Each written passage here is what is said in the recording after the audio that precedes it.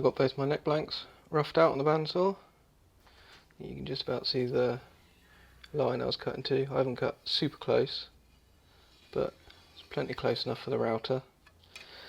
I ended up drawing around the outline of the headstocks with a white pencil because, well, you can barely see this at all. When I had it on my bandsaw table, I couldn't see those pencil lines at all, so good tip, white pencil on dark woods.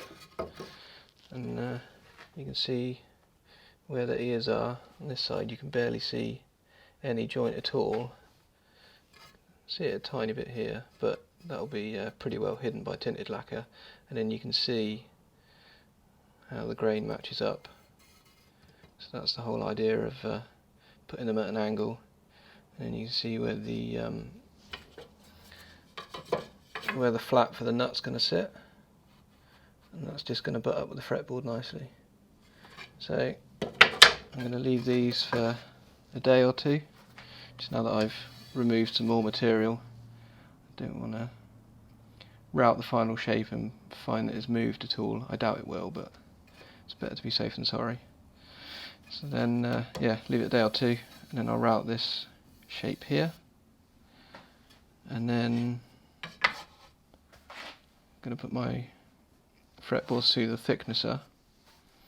Now, one, not really an issue, potential issue, these truss rods I've got here, but the nut on them is bigger than what I would normally use, which meant that I had to make the channel under the nut about 11.5mm, whereas I would normally make that channel about 10mm. So I'm going to have less wood underneath the nut. So what I'm going to do is make my fretboard slightly thinner than I would normally do. Normally I would thickness my fretboards down to about 6mm, and then I'll put the radius in. So that means that the fretboard is 6mm in the centre, whereas I'm going to go down to about 5mm in the centre.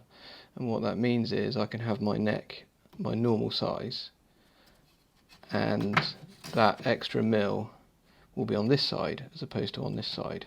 So it should make for a strong neck, slightly thinner fretboard, which shouldn't be a problem. So that's what we're doing next.